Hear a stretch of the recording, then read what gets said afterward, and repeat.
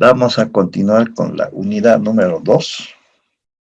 Participantes del proceso de contratación. Del módulo número 7, que es contratación de servicios de auditoría de apoyo al control externo posterior. En otras palabras, vamos a abarcar la normativa de la Contraloría, el reglamento para servicios de auditoría. Bien, antes de iniciar, quería saber si está todo correcto, se aprecian las presentaciones. Sí, se ve, dice. Muy bien, ahora sí continuamos.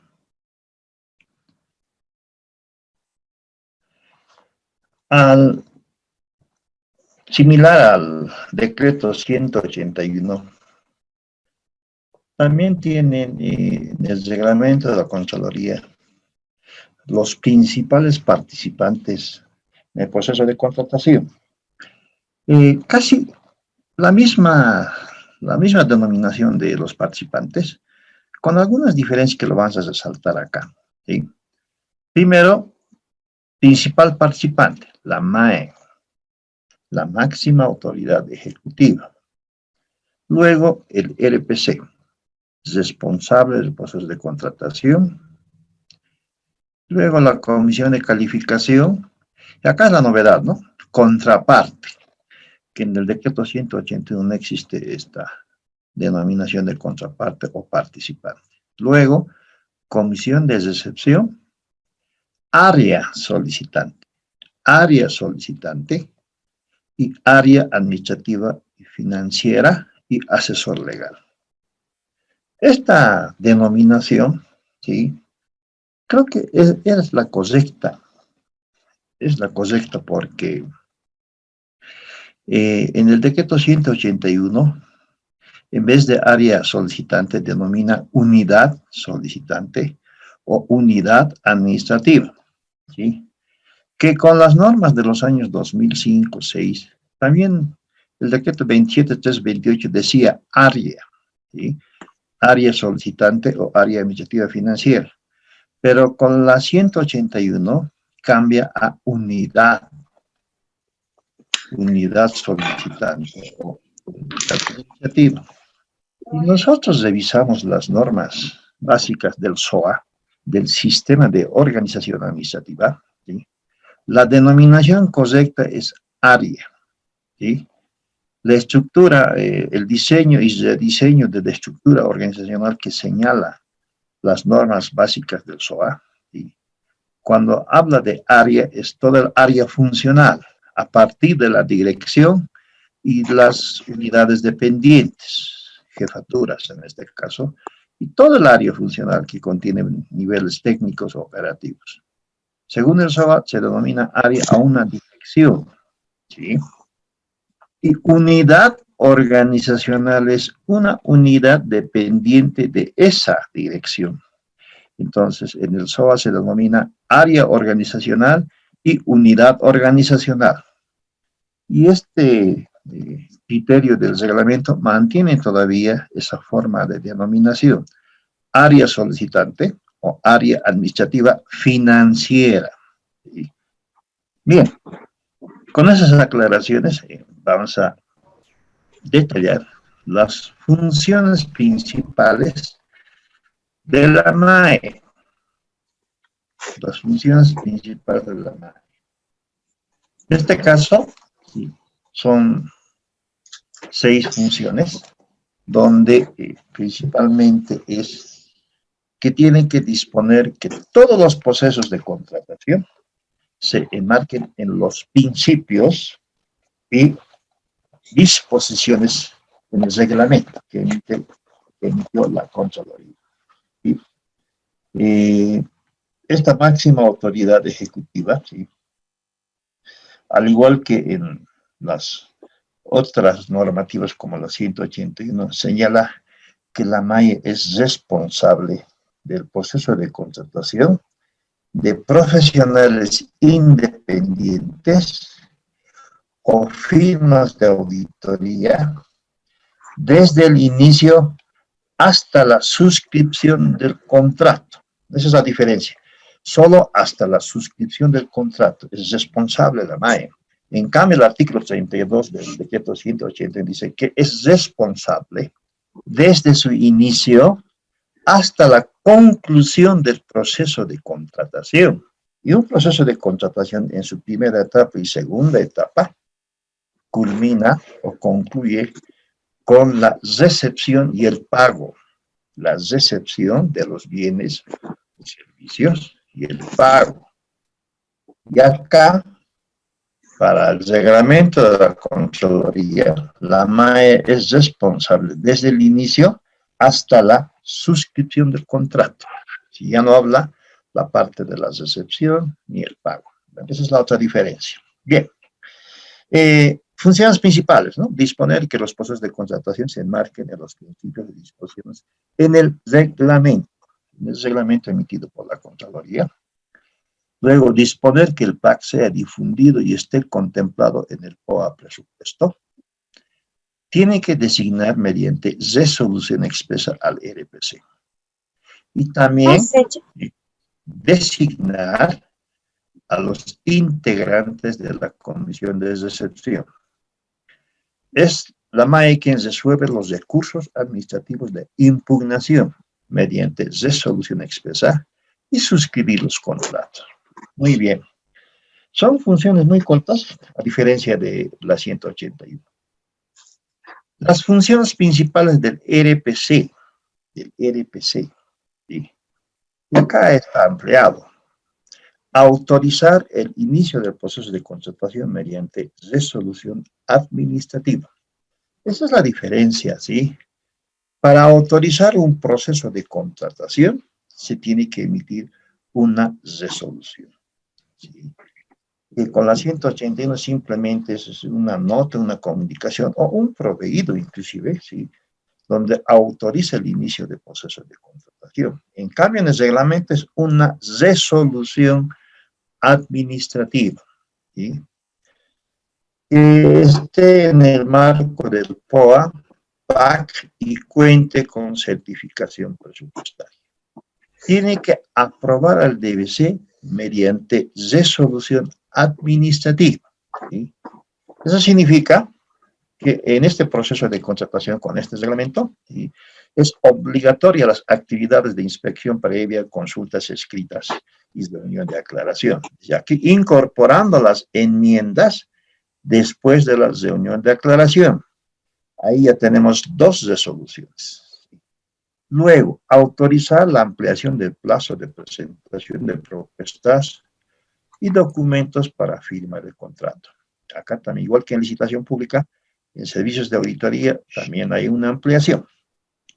RPC designa a los integrantes de la comisión de calificación y también atender las excusas si se presentaron. Tiene que aprobar el informe de la comisión de calificación y sus recomendaciones y adjudicar la contratación mediante resolución. Ahí ya tenemos 3 resoluciones. En caso de presentarse aspectos para anular, cancelar o suspender, tiene que elaborar el informe de justificación técnica y legal. O requerir la ampliación del plazo de validez de las propuestas junto a la extensión de la validez de las garantías. Realizar el seguimiento al cumplimiento de las etapas del proceso de contratación. Estamos hablando del cronograma de plazos. Y declarar desierta la contratación mediante resolución. Prácticamente todos los actos de este proceso de contratación se respaldan con resoluciones administrativas, desde la autorización hasta la adjudicación o desierto, ¿sí? Bueno, me es tan familiar que esta forma de proceso de contratación, en el 27.328 del año 2004 hasta el año 2007 y 2009, era la misma figura. Es decir, para todo inicio de proceso de contratación, era mediante resolución. ¿Sí? Inicio, resolución. Aprobación al DBC, resolución. Adjudicación con resolución o desierta con resolución. Entonces, Con la 181, como le dije, ha habido cambios. Y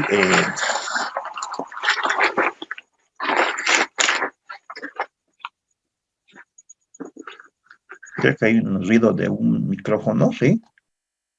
Ya, perfecto.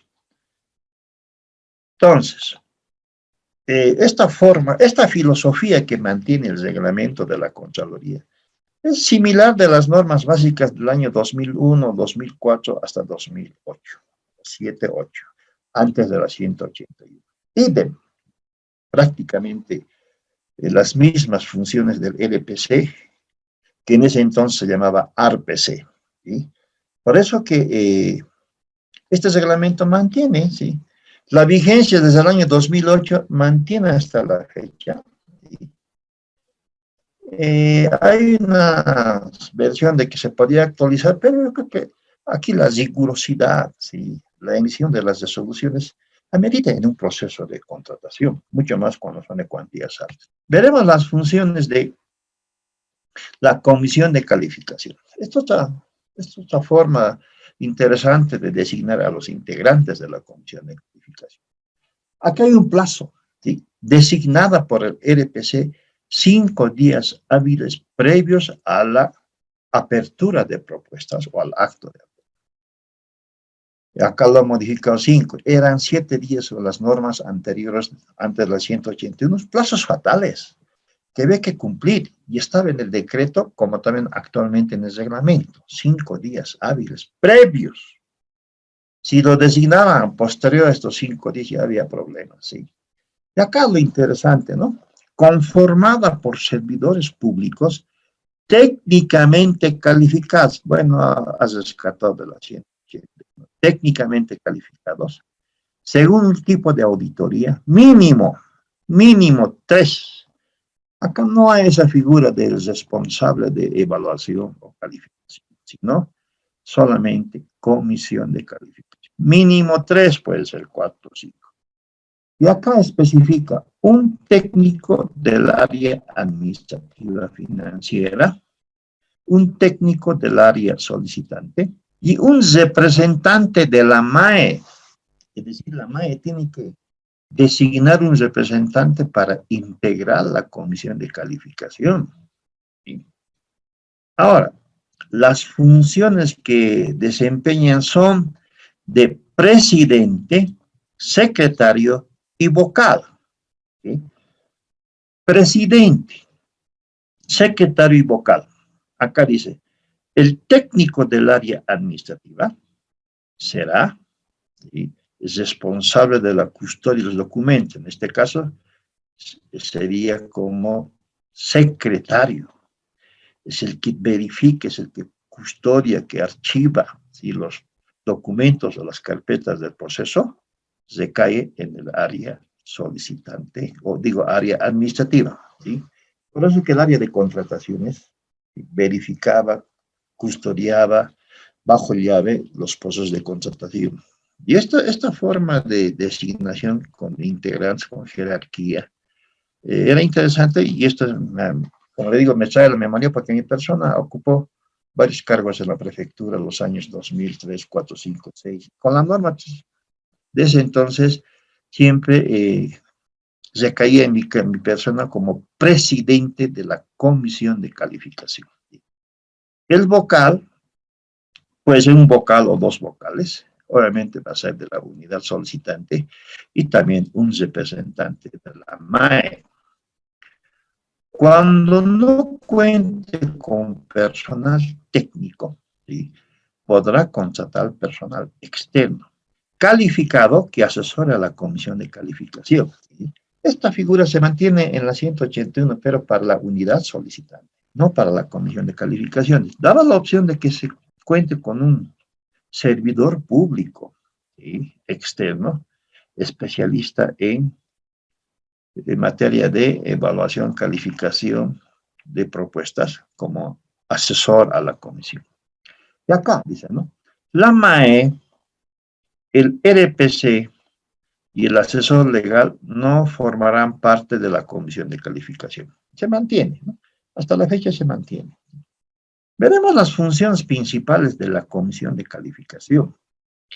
Primero, realizar la apertura pública de las propuestas, ¿está bien?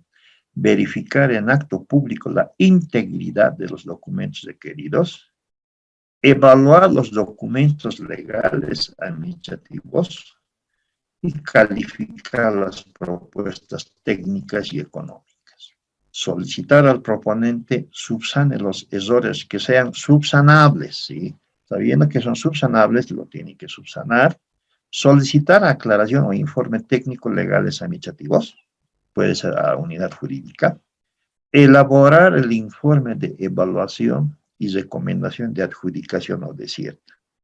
Revisar, verificar con el asesor legal, luego de la adjudicación, ¿no?, los documentos, la compulsa, que corresponda a los declarados en la propuesta, ¿sí?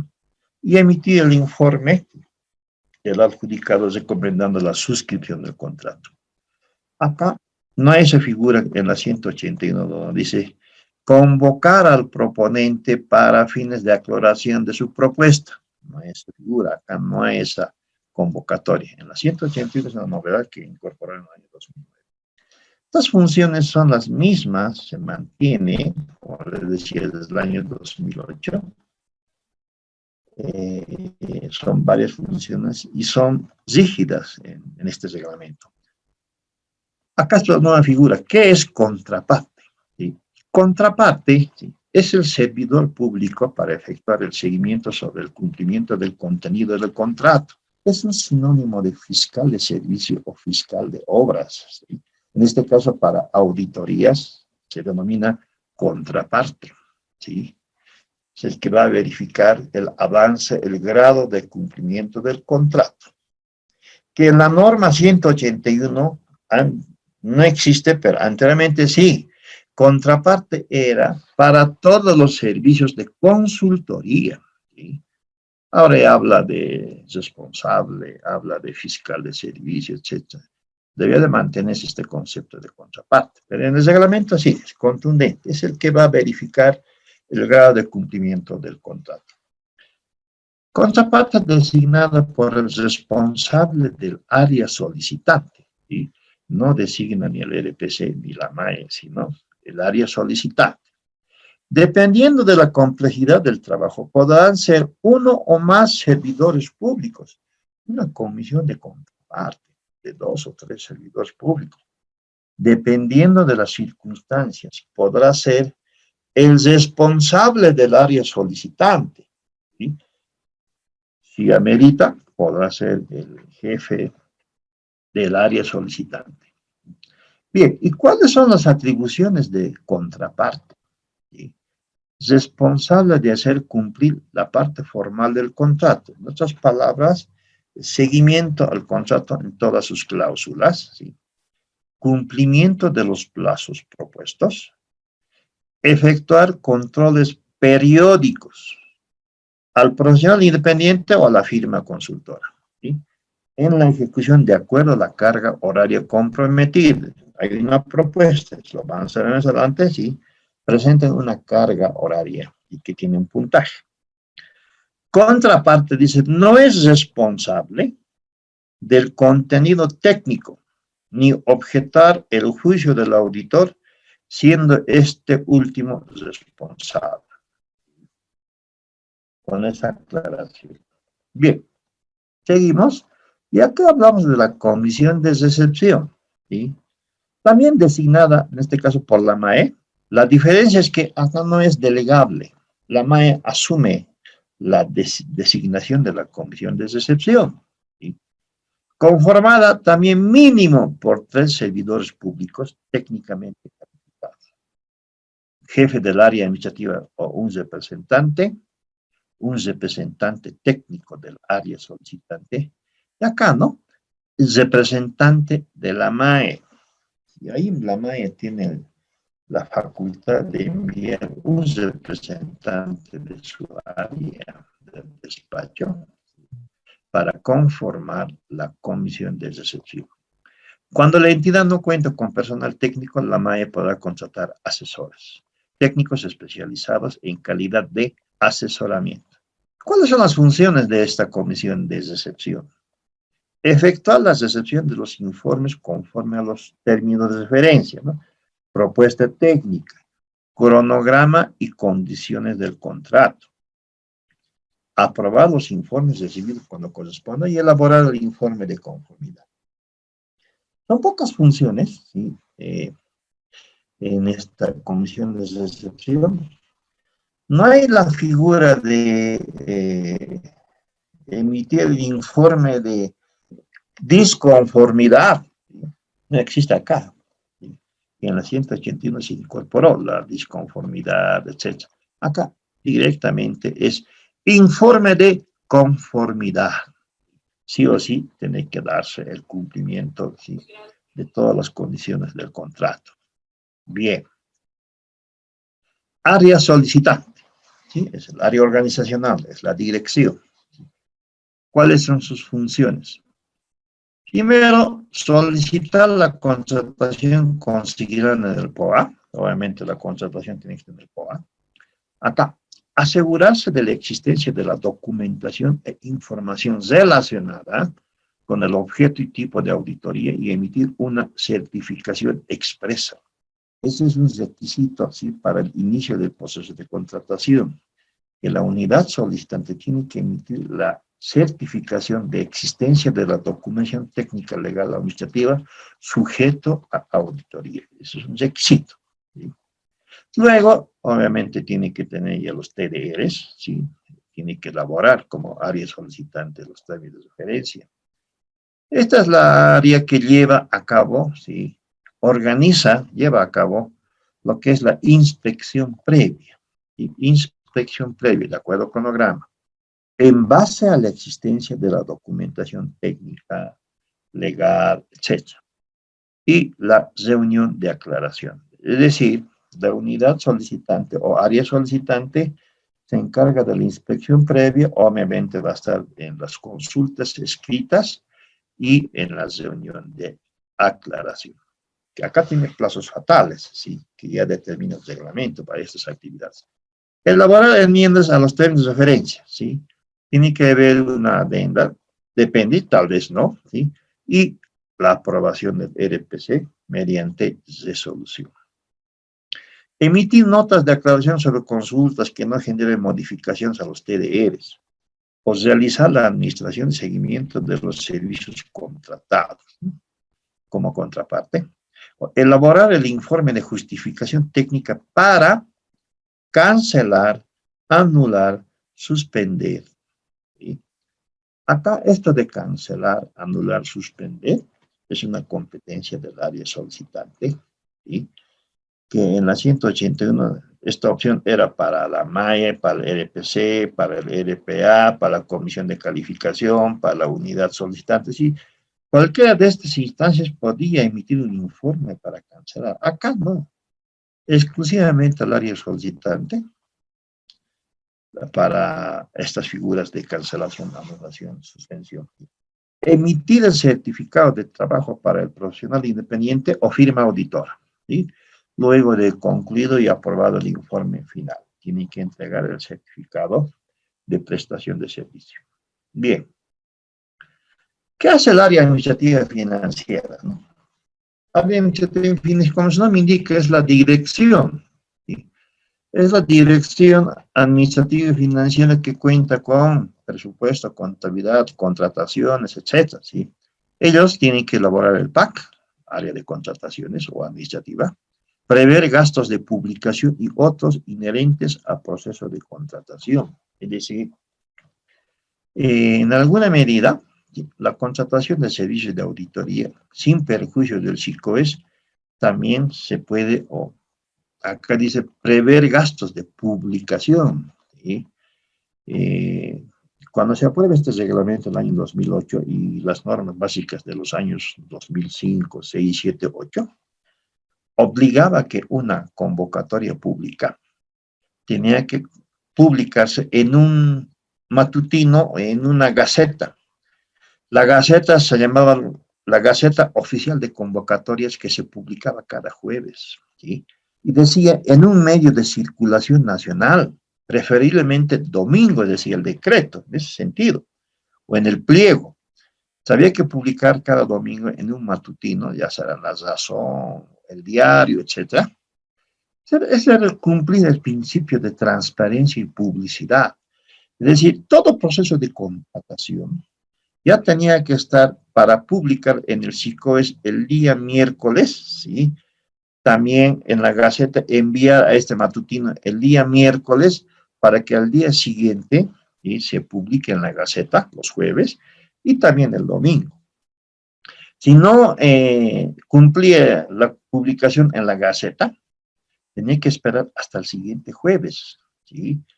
Por razones, por un documento. Nosotros nos pasó y no podíamos publicar en la Gaceta el jueves y tenemos que esperar el siguiente jueves para publicar y obviamente en el SICOES y en un matutino de circulación nacional. Y ahí obviamente nos obligaba ya a tomar recaudos en materia de publicidad. Ahora no, con la 181 se puede publicar lunes, martes, miércoles, jueves, viernes, etcétera. No hay la obligatoriedad, por ejemplo, la Gaceta Oficial de Convocatorias, que sí había gestiones anteriores, y habrá que retornar. En cambio, en este reglamento todavía mantiene esa filosofía de la publicación, ¿sí?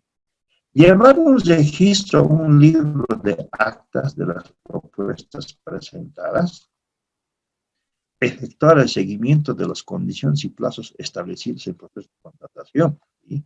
Esta es el área que tiene que otorgar la certificación presupuestaria a través de la unidad financiera para cada proceso. Ellos son los que elaboran el DBC, son los que administran y remiten al SICOES la información de los procesos de contratación, administran las garantías a través de la unidad de tesorería, hacerse cargo de su custodia, velar su vigencia y ejecutarlos cuando corresponda, ¿sí? Tiene que conformar los archivos del expediente de cada proceso de contratación. Asesor legal. En la 181 es unidad jurídica. Unidad jurídica.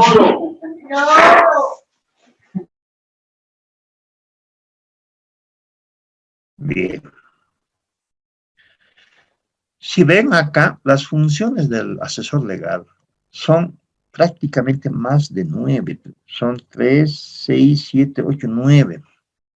Lo que pasa es que estas funciones eran las mismas en el decreto de las normas básicas del SAPS, ¿sí? ¿Por qué? Porque estas funciones eran contundentes y apoyaban la gestión de contrataciones en cada inciso. Vamos a resaltar. Si ustedes comparan estas 9 funciones, en la 181 han reducido a 7. A mí me llamó la atención cuando normalmente estos se mantenían casi los mismos en las normas básicas del SAPS. Y verás cuál es el que he excluido, ¿sí? Primero, tiene que atender los requerimientos de opinión legal de los servicios públicos de la entidad en las diferentes etapas del proceso de contratación. ¿Qué significa? Que el asesor legal tiene que acompañar, ¿sí?, y atender un requerimiento de opinión legal de los servidores públicos que están inmersos en el proceso. Es decir, había que someter cualquier duda en materia de contratación a jurídica o a legal para que emita un criterio. Este es el criterio que a mí me salvó en varias licitaciones de las gestiones antes de la 181, porque la norma decía que tenía que emitir un criterio. Y tengo 3 criterios que me salvó de las auditorías, porque era contundente el criterio. Ahora, elaborado contrato, ok, se mantiene, utilizando el modelo de contrato incluido en el DBC, emitido por el rector, está bien. Preparar las notas de aclaración e enmiendas sobre aspectos legales, ok. Asesorar, dice acá, ¿no? Asesorar a la comisión de calificación durante el proceso de calificación de propuestas sobre la revisión de documentos legales y asuntos legales que sean sometidos a su consideración. Esto se mantiene, pero ya más resumido en la siguiente. Acá dice revisar la pertinencia y legalidad de la documentación original presentada por el proponente adjudicado para la firma de contrato. Y acá, Atender y asesorar sobre procedimientos, plazos y resolución de recursos de impugnación, se mantiene. Firmar el contrato. En el 181 dice, firmar o visar. Entonces, hemos imaginado que la 181 ha participado varios asesores legales y han comenzado a modificar, a excluir de las 9 funciones, convertirlos en 7 y colocar este término visar, ¿sí? Tiene que ser una firma, es decir, como dice acá, firmar el contrato previamente a la suscripción por la MAE y proponente adjudicado. Previamente a la suscripción de la MAE y proponente adjudicado. ¿Sí? Luego,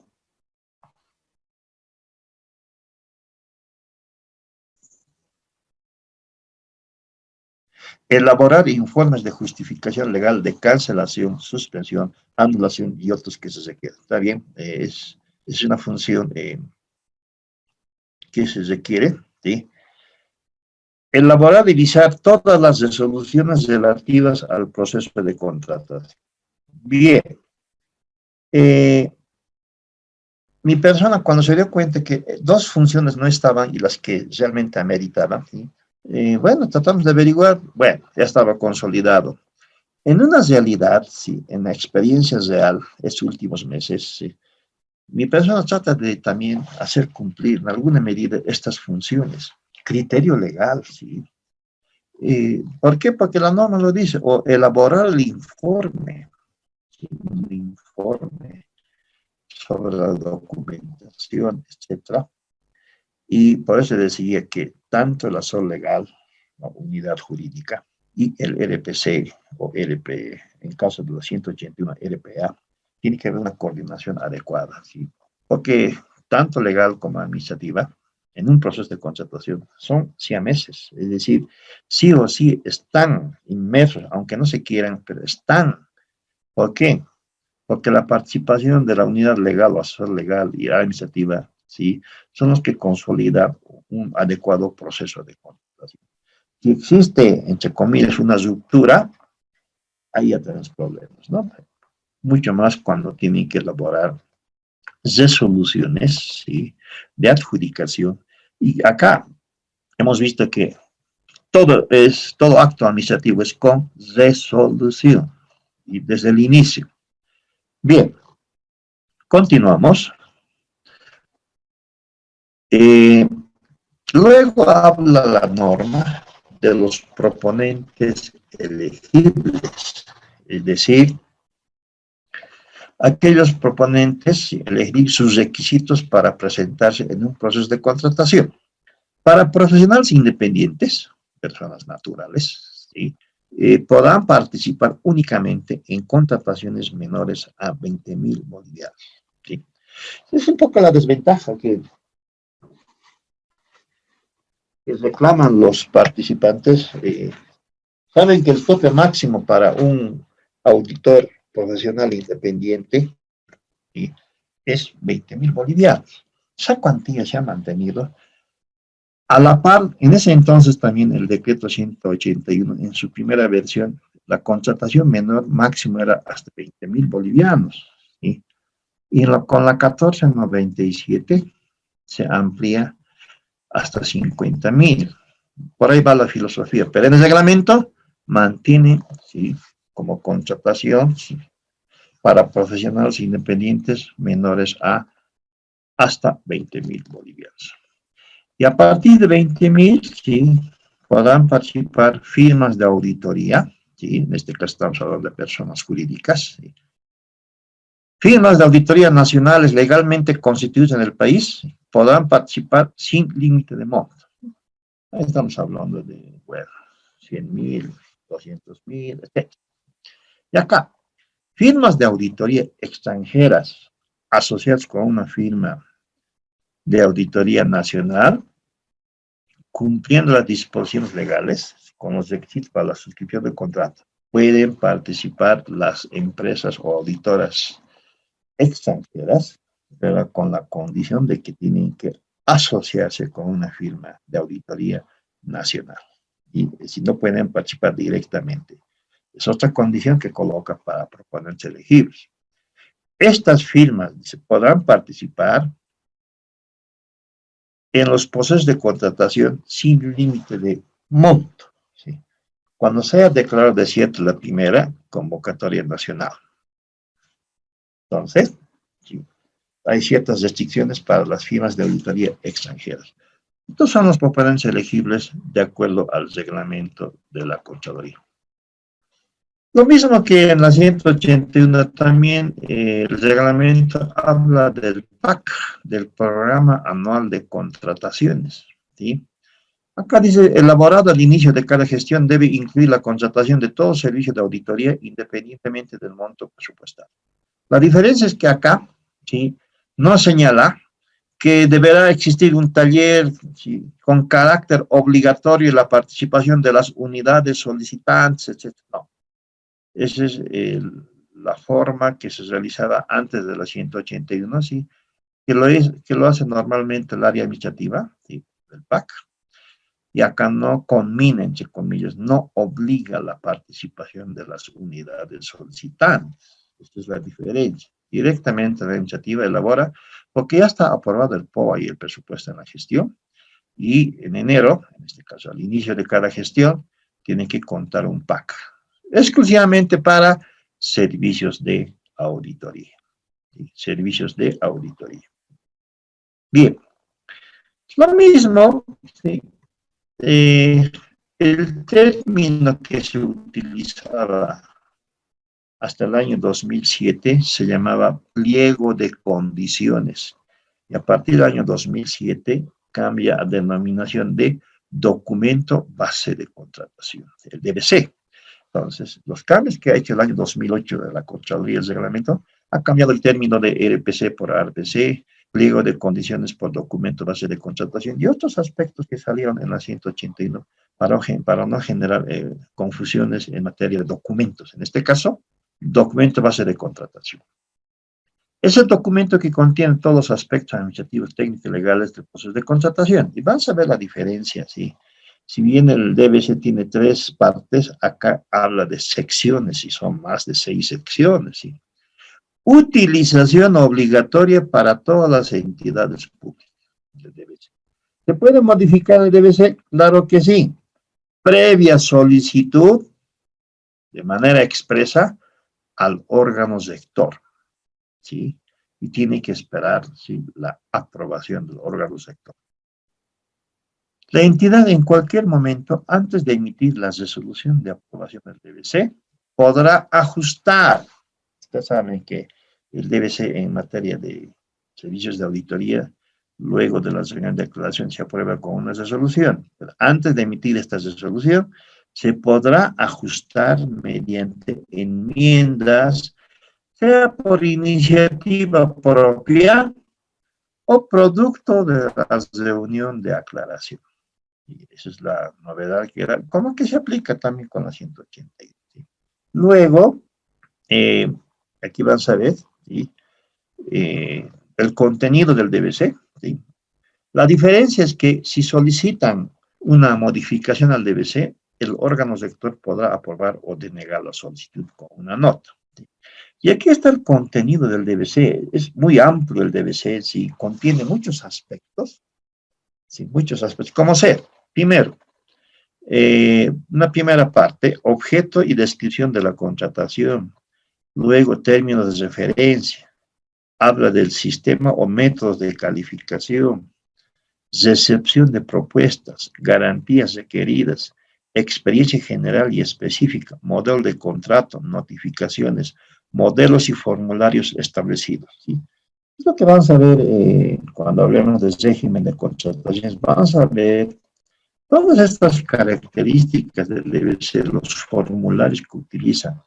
Ustedes saben que el único método que se aplica en este reglamento es calidad y costo, y existe también el sobre A y el sobre B, que es lo que lo vamos a ver más adelante. Bien, hablaremos de las garantías, ¿no? Similar a la 181, idem prácticamente, ¿sí? Pero solamente existen 3 tipos de garantía, ¿sí? Primero, puede ser boleta de garantía a primer requerimiento o póliza de seguro, ¿sí? las mismas características, renovable, irrevocable y de ejecución inmediata. ¿Cuántas garantías intervienen? Solamente 3. Seriedad de propuesta, cumplimiento de contrato y correcta inversión de anticipo. ¿Sí? A diferencia de la 181, tenemos ahí garantía de mantenimiento de maquinaria y equipo, garantía adicional al cumplimiento de contrato de obras, etc. ¿Sí? Acá solamente 3. Difiere el valor, ¿no? Seriedad de propuesta, 1.5% del valor de la propuesta, del ponente, el valor de la propuesta. A diferencia de la 181, es el 1% del precio referencial. Como el precio referencial en este reglamento es confidencial, ¿sí? Entonces la garantía será el 1.5 del valor de la propuesta del proponente, ¿sí? Igual, la vigencia es similar, exceder 30 días calendario el plazo de propuesta. Normalmente un proceso de contratación en servicios de auditoría son 60 días, ¿sí? Entonces, validez de la propuesta será 60 días y la garantía deberá ser 90 días, es decir, exceder 30 días calendario al plazo de la propuesta. La otra garantía, cumplimiento de contrato. Es el mismo porcentaje, 7% del valor del contrato. ¿Sí? Acá no existe, en caso de pagos parciales o algo similar, ¿sí? La retención del 7% en reemplazo de esta garantía no existe. Sí o sí tiene que existir una boleta de garantía, ¿sí? O póliza, hasta la recepción del servicio, ¿sí? Y la última garantía, ¿cuál es? Correcta inversión de anticipo, ¿sí?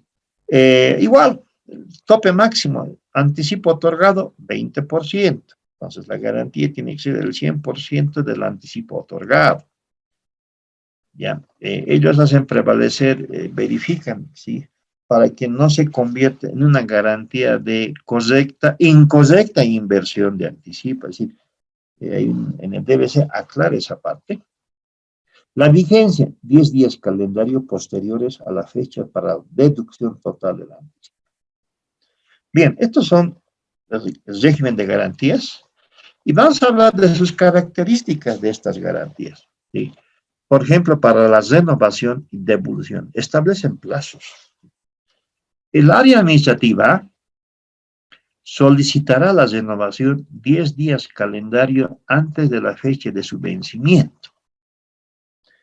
Es decir, ya está en el reglamento. Esa es la misma filosofía de los decretos anteriores, donde decía 15 días. Acá dice en el reglamento 10 días calendario antes de la fecha. Sí o sí tiene que cumplir, ¿sí? En casos excepcionales, podrán solicitar la extensión del periodo de validez de la propuesta y obviamente no de la garantía de seriedad de la propuesta, manteniendo ese intervalo de los 30 días. Acá dice, si rehúsa renovar, será devuelta sin ser ejecutada, quedando fuera del proceso, ¿no? Su propuesta. Si es que rehúsa renovar la garantía de seriedad de propuesta, se les devuelve, no se les ejecuta, pero ya no participa en el proceso. En caso de la garantía de cumplimiento de contrato o correcta inversión de anticipo, se quiera ser renovada, el proponente está obligado a renovar hasta un día antes de su vencimiento. Caso contrario, será causal de resolución del contrato y su ejecución. Esta es una novedad, ¿sí? Pasa que algunas experiencias, y en esta la pandemia ha ocurrido, ¿sí? Muchos contratos que tenían la tendencia a ser modificados, ¿sí? Contratos modificatorios. Para toda modificación de contrato, se tiene que presentar la garantía hasta un día antes, ¿sí? Hasta un día antes. Pero por la pandemia no se cumplió y hay muchos casos que tienen que solucionar. ¿Por qué? Porque el responsable de tesorería no ha comunicado. Esto de los plazos del área administrativa que para la renovación, ¿sí? Está en el RESAP. En algunas entidades son 15, en otros 10, está abierto. En este reglamento es 10 días. Y creo que no se hizo con ese plazo, Y esto ha acarreado tremendos.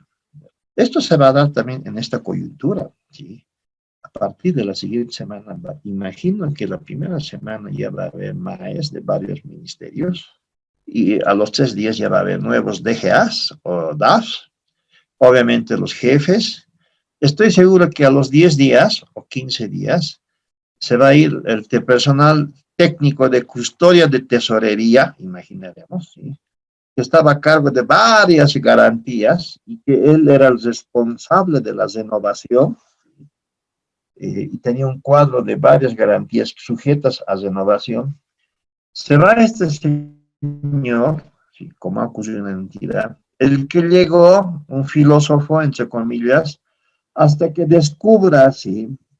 Estas normativas, no solamente en este reglamento, sino en la 181, no han hecho la renovación. El DGA, nuevo. El jefe, nuevo. El técnico de tesorería, nuevo.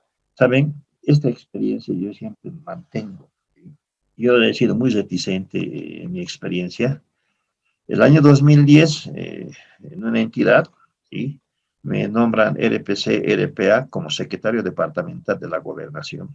Y el gobernador me envía más de 15 hojas de vida y me dice, estos 15 tienen que entrar sí o sí al área administrativa financiera. Le dije a la MAE, mire, la condición mía es para hacer gestión, no voy a cambiar por 90 días, excepto algún área, algún servidor público, pero no voy a cambiar porque yo sé por qué lo estoy haciendo. Primero, nos están pidiendo estados financieros y, señor Mae, imposible sus 20 currículos, statu quo, yo sé por qué le digo. La MAE era un ente político, ¿sí? Pero es que hay una imposición desde arriba, igual. Yo tengo que velar mi área, obviamente de ti, ¿sí? Porque si lo voy a cambiar al jefe de contabilidad o financiero o al de tesorería, etcétera, voy a tener problemas hasta que yo diagnostique. ¿Sí? En Chelsea estaba esta garantía. ¿Sí? Yo ya por experiencia vivida, porque el año 2005 en la prefectura se nos fue. Y el 2010 ya con esta experiencia, mi persona ha hecho cambios de personas que ameritaban, pero no la parte sustancial. Se quedaron, y creo que por suerte se quedaron ya los 5 años. Sí, sí. Por eso es que la información que se obtenga en un área es para tomar decisiones. Hay que rescatar cuadros, ¿sí? En este caso servidores públicos que conozcan el área, ¿sí? No es simplemente reemplazar por reemplazar. Eso lo digo por experiencia porque me he librado de varias auditorías. Pero pasa que en otras entidades, y en esta última donde estuve en un ministerio, desde enero hasta hace 2 meses, llegó la MAE y hizo una limpieza total. Mi persona trató de detener a los que de activos fijos por la coyuntura, porque estamos haciendo los estados financieros, etc. Traté de que no se despiden enero, febrero, porque hasta el 28 de febrero hay que enviar al órgano rector los estados financieros y también a la Contraloría. El tema es que yo no era director, era jefe administrativo. Es decir, mi decisión era muy corta. Le dije al director general de Asuntos Administrativos, no los cambies porque de por medio hay la información, porque nos va a rebotar a partir del Ministerio de Economía, hay problemas.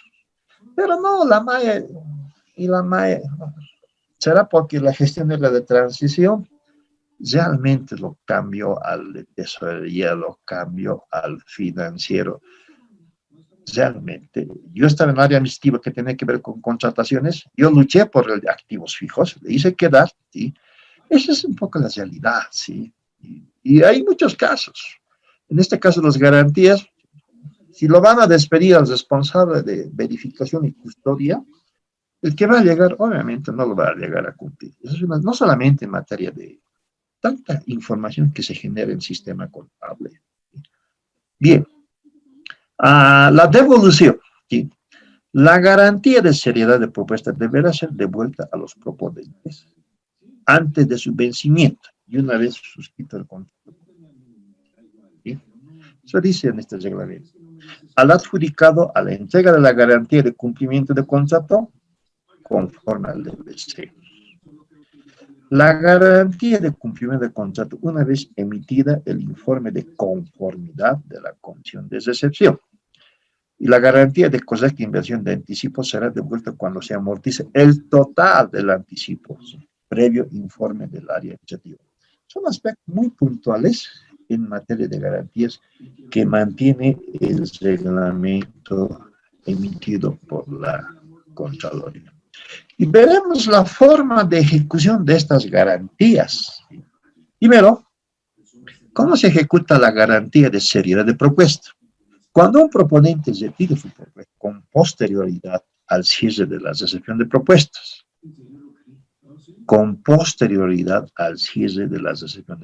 se ejecuta, obviamente, y está retirando después de la presentación de propuestas. O cuando el proponente adjudicado no suscribe el contrato en los plazos establecidos. Estamos hablando del desistimiento. Si no cumplen los plazos, se ejecuta la garantía de seriedad de propuesta.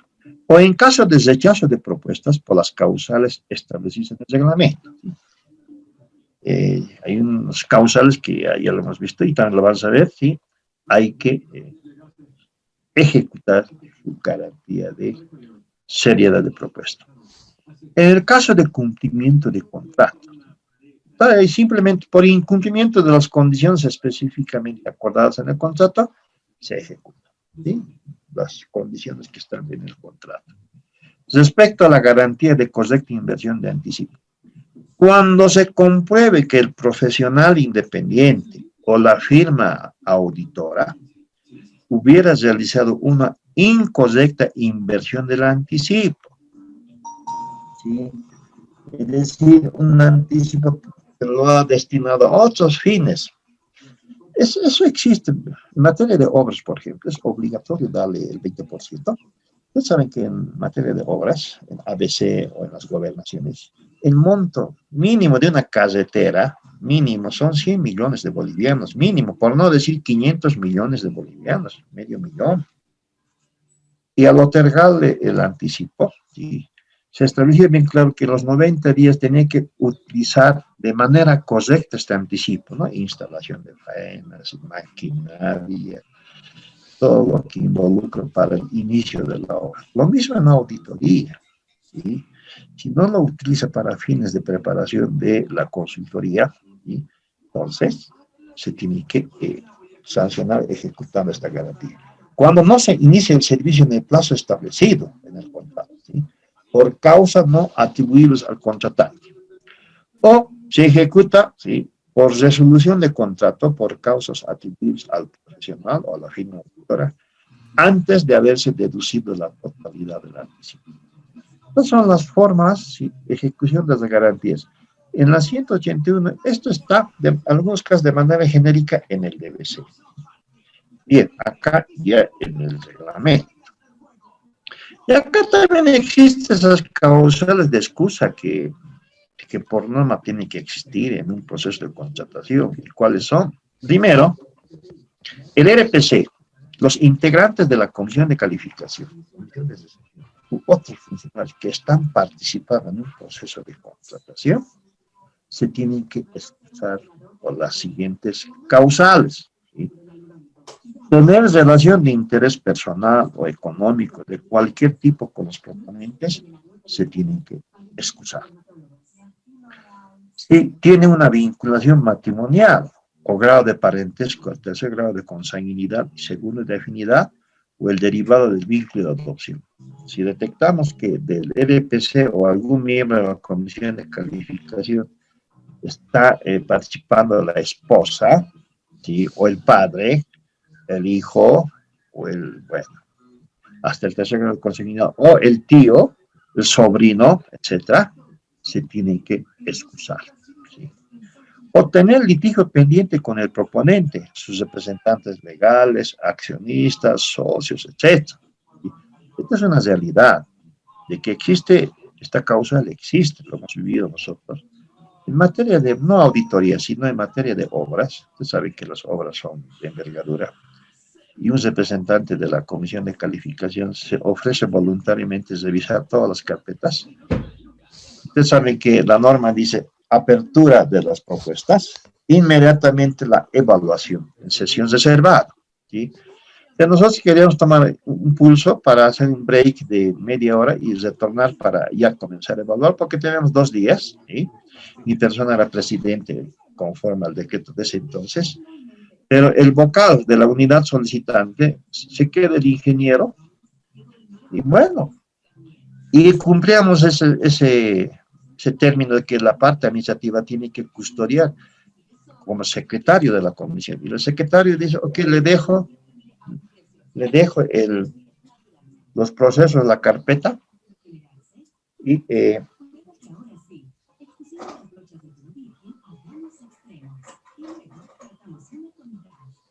retornamos después de media hora. El ingeniero voluntarioso nos da a conocer que de los 8 proponentes, uno de ellos ya incumplió, el primero, bueno, una empresa X. Ah, excelente, eres un buen técnico, has evaluado en tiempos récord. ¿Y cómo van las otras carpetas? Lo estoy revisando.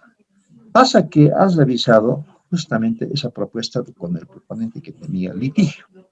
Más bien que la empresa se dio cuenta, saben que los de la comisión de calificación, todos están en apertura, y han debido identificarlo algún proponente. Envió una nota inmediatamente de que Juan Pérez, ingeniero Juan Pérez, tiene litigios pendientes con nuestra empresa y solicitamos su excusa. Es decir, ellos ya han pedido de antemano. Pasa que cuando hacemos conocer al ingeniero, sí, evidente. Y esta empresa ya tenía 4 observaciones, pero de todo, sí, para que sea descalificado. Esa es una realidad. Hemos pedido al ingeniero que presente su excusa, sí, porque tiene litigio pendiente. Y él evidentemente estaba justificando que no le habían pagado sus beneficios sociales. Son cosas que se dan. Inclusive no quería excusarse, ¿sí? No quería excusarse, y eso lo vamos a analizar luego, ¿sí? Otra causa, tener relación de servicio con el cliente. Haber prestado servicios durante el último año, previo al inicio del proceso de contratación, se tienen que excusar. Ahora, ¿ante quién se excusa? Si es el RPC, se excusará de oficio ante la MAE, ¿sí? En la 181 le da un plazo, un día hábil le da en la 181. Acá simplemente dice el RPC se excusará de oficio ante la MAE. Los integrantes de la comisión de calificación, ante quien los designa, en este caso el RPC, la comisión de asociación ante la MAE, el asesor legal ante el RPC. En la 181 le da un día para el RPC o RPA, y a los integrantes de la comisión de calificación o asociación dice inmediatamente, ¿sí? Ahora, la omisión de excusa, supongamos que no se excusa el servidor público, no dará lugar a su recusación. Puede que la empresa presente un recurso de recusación. No hay esa figura de recusación si es que no se excusar. Pero tiene que nada más excusarse. ¿Por qué? Porque el servidor público está sujeto, ¿sí?, a la responsabilidad por la función pública. Y es decir, lo que dice, será considerada como causal de responsabilidad por la función pública. A que tenga procesos administrativos, yo creo que el servidor público se va a excusar. Bien. Rechazo y descalificación y declaración de cierre. Así señala el reglamento. ¿Cuándo se rechazan las propuestas? Acá, la propuestas. Si para la firma del contrato la documentación no fuera presentada en plazo, ustedes saben que hay un plazo para la suscripción del contrato y un plazo también para la presentación, ¿sí?, que son 10 días hábiles. Si se determina que el proponente se encuentra impedido de participar en los procesos de contratación, ¿sí?, que esté en quiebra, que tenga sanciones con sentencias ejecutoriadas, etcétera, que establece la norma, se rechaza su propuesta. ¿Cuándo se descalifican las propuestas?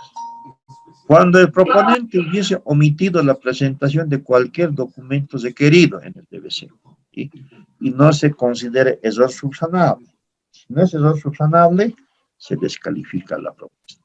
O si se verifica que estuviese en trámite en quiebra, o declarada la disolución o quiebra de la firma proponente. Esto es un tema que hay que manejarlo, bueno, y no hay un mecanismo para determinar si está en quiebra o no. Sí, eso es una realidad. En mi experiencia, nos envían varios beneficiarios de la obra, bueno, estoy hablando de obras, sí, donde dice que esta empresa X está en quiebra. Nos manda las dos notas firmado por los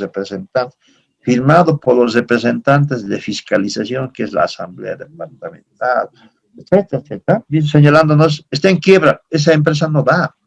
Nosotros, como comisión de calificación, tenemos que evaluar si con esa nota era suficiente. Hablamos con otras instancias, con legal, inclusive con la MAE, decir, ¿qué hacemos? Tenemos dos notas donde nos dicen que esta empresa en quiebra y amerita la descalificación. Es por eso que nosotros, en cada proceso de cuantías altas, ahora en 181 AMPE ya no se da estructura, ¿sí? En el reglamento se solicita, ¿sí?, la información financiera de las dos últimas gestiones, y se tiene que analizar de esa información financiera el índice de liquidez o acidez, que tiene que ser igual o mayor a 1. Hemos hecho la revisión de los estados financieros porque somos solicitados. Además, tienen que presentar con norma, ¿sí?, con la norma anterior. Hemos sacado la fórmula muy sencilla, ¿sí? Se hace la operación, era igual o mayor a 1, es decir, no había forma. Bueno, el papel aguanta todo. Porque si en la fórmula nos daba un resultado de menor a 1, sí estaba en quiebra. Entonces, no había forma dar crédito a las notas de los entes fiscalizadores y han participado, pero era una realidad. Mire, esto es una paradoja, ¿sí? Tanto querían los proponentes, digo, la población, los entes que fiscalizan, se adjudicó esta empresa, esa licitación de más de 40 o 50 millones de bolivianos, muy alto, licitación internacional, y en tiempo nos dio la razón, que a los 5 o 7 meses estaba en quiebra. ¿Por qué? Porque estaba buscando subcontratos. Y ahí, sí, además tener que aplicar la ejecución de la garantía. ¿Por qué? Porque evidentemente estaba en una quiebra tremenda, y no quiero decir el nombre de esta empresa, sí, es Vox Populi además, sí. Bien, cuando la propuesta técnica no cumple con las condiciones establecidas en los TDRs, claro que sí, se descalifica.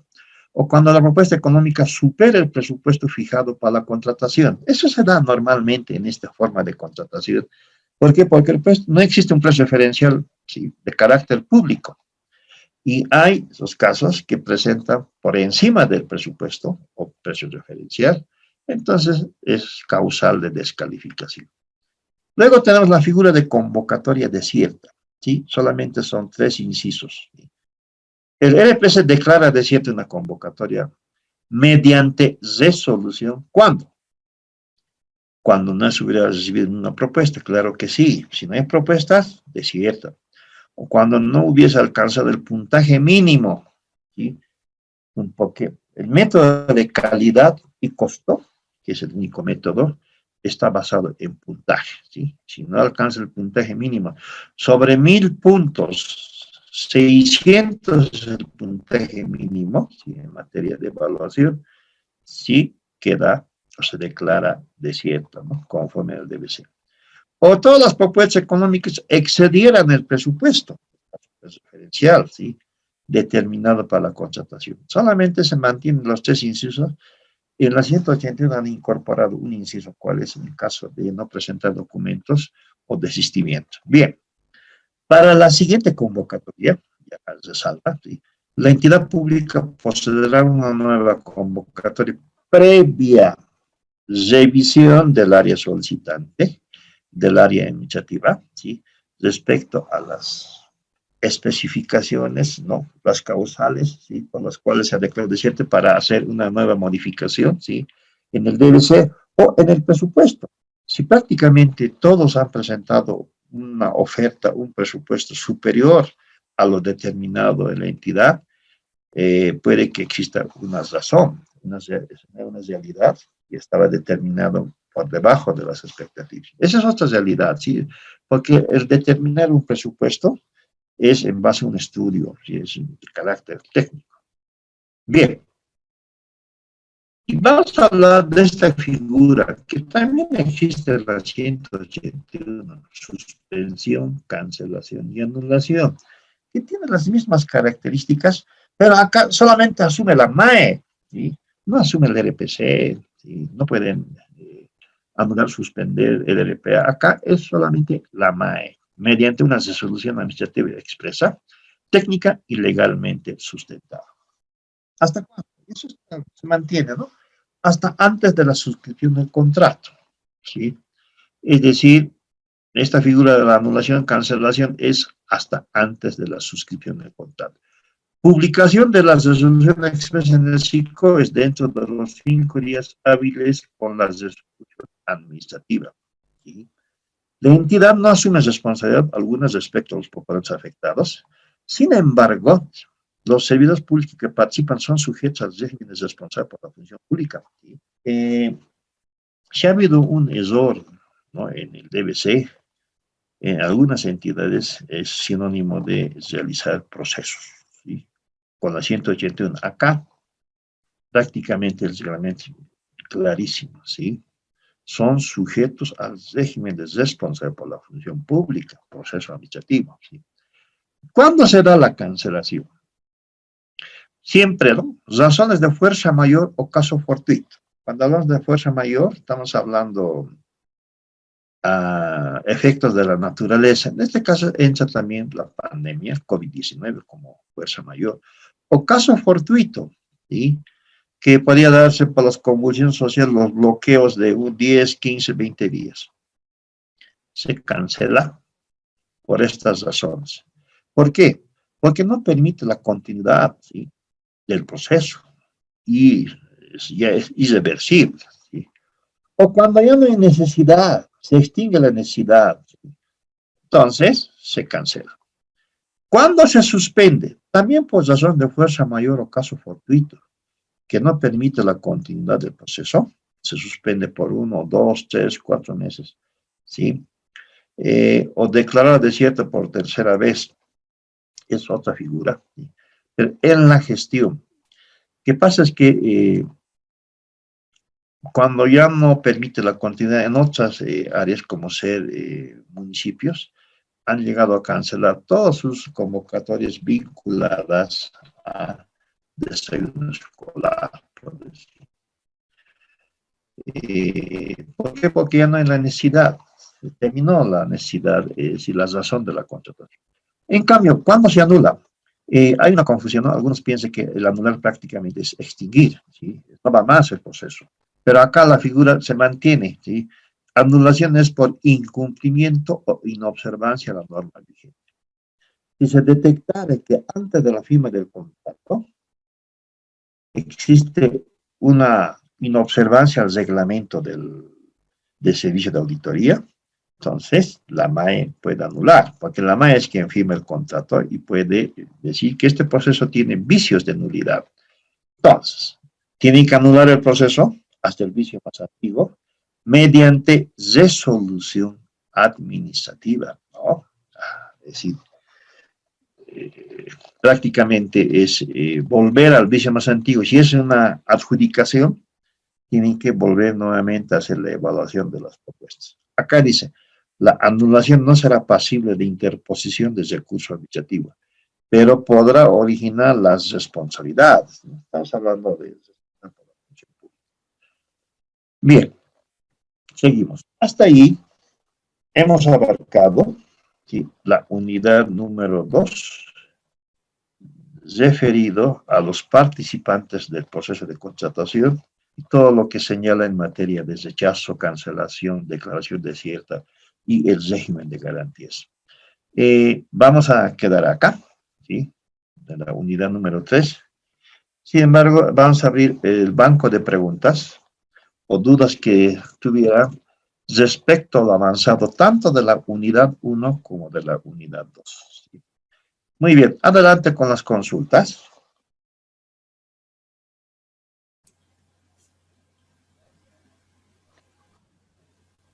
Licenciado, buenas noches. Una pregunta. Buenas noches. Dígame. En este proceso de auditorías, de los servicios de auditoría, no se puede la empresa adjudicada puede presentar una nota de ampliación para la presentación de documentos. Sí, Puede. permite Sin embargo, ampliación de presentación de propuestas y también para la formalización. ¿Y quién quién autoriza eso? ¿El RPC? RPC. Sí. Ah, muy. Eso lo vamos a hacer más adelante, ¿eh? Cuando llevas los plazos. Ya. Ahí no es nomás solicitar, tiene que ver razones justificadas. Eso lo vamos a ver. ¿Ya? Ah, ya. Gracias, dicen. Muy bien. ¿Alguien más? De nada, Giovanna. ¿Alguien más? ¿Alguna duda? ¿Comentario? Adelante. Una consulta. En este caso, en la conformación de comisión de calificación, Sí. por ejemplo, en el decreto 0181, muchas veces participarían los consultores individuales de línea. Así es. Aquí ya no estarían participando, licenciado. No, no hay acá la figura del consultor individual de línea, ¿sí? Personal de planta, técnicamente calificado, ¿sí? Y tiene que cumplir lo que señala ahí, los plazos y sus funciones, el presidente, el secretario, el vocal, etc. Que con los 181 horas es libre, es abierto.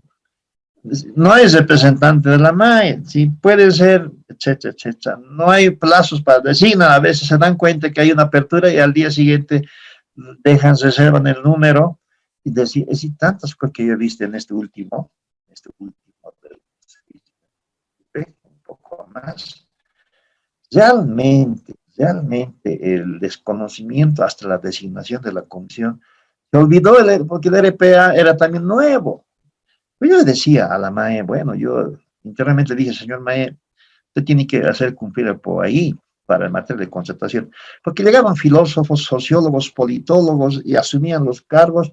Ahora estamos viendo los resultados. Vean, mañana pasado nos vamos a enterar cómo han hecho gestión en cada ministerio, por decir. Salvo algunos que sí tienen, sí.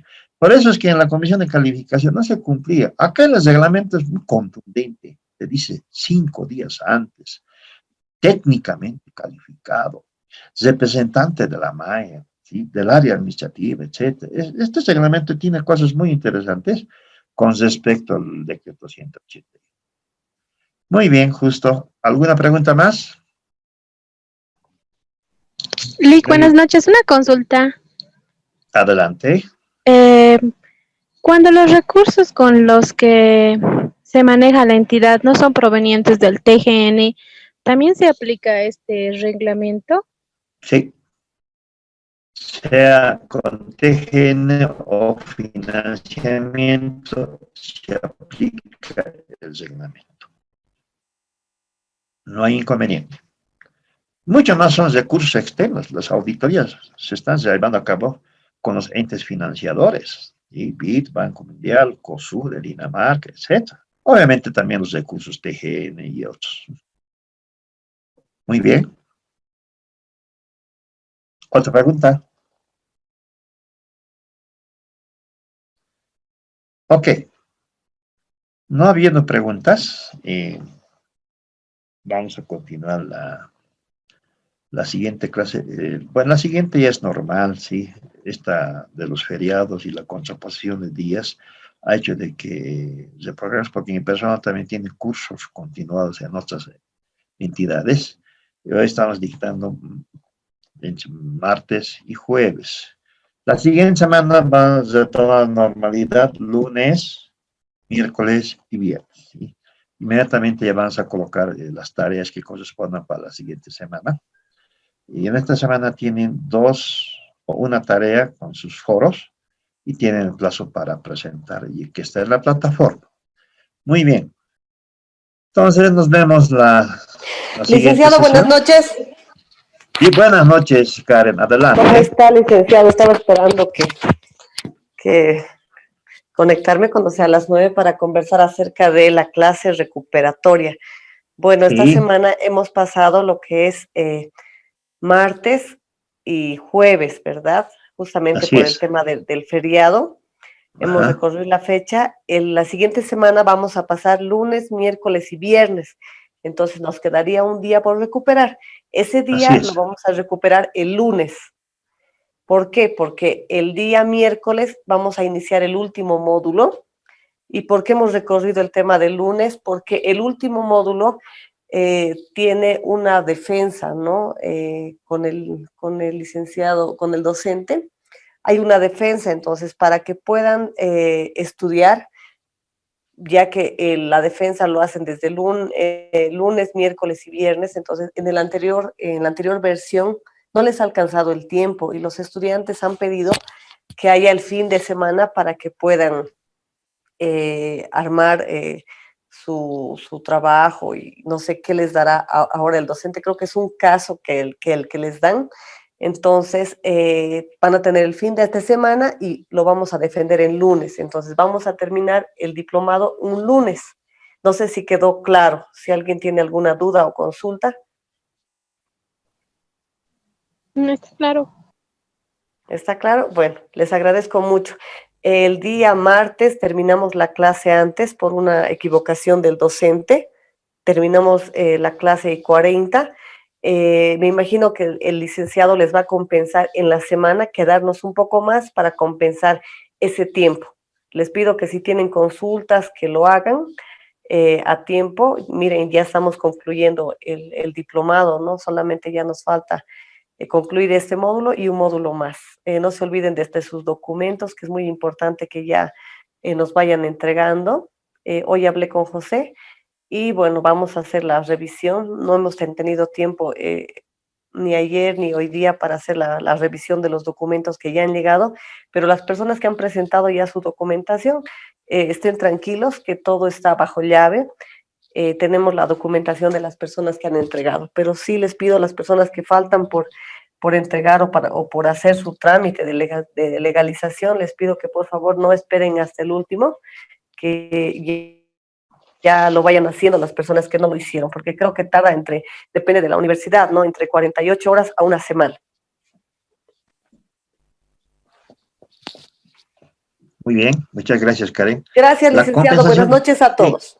Ok. La compensación lo vamos a realizar la siguiente semana, porque estoy segurísimo que van a requerir más tiempo porque vamos a colocar sistemas de evaluación, casos de evaluación que amerita conocerlos y ahí vamos a quedar tal vez un poco más porque vamos a resolver unos ejemplos que van a ser también parte de la tarea número 3 o 4 o tarea 2, donde va a haber ejercicios de cómo se calcula el sobre A y B, cómo se determina la empresa ganadora o consultor individual independiente, etc.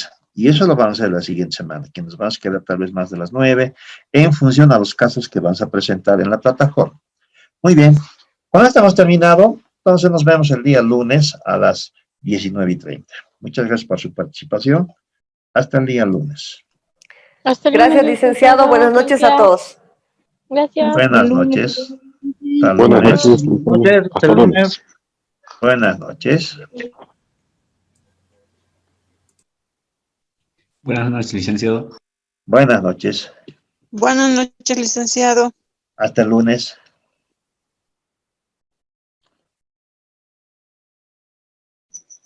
Buenas noches, Lice. Hasta el lunes.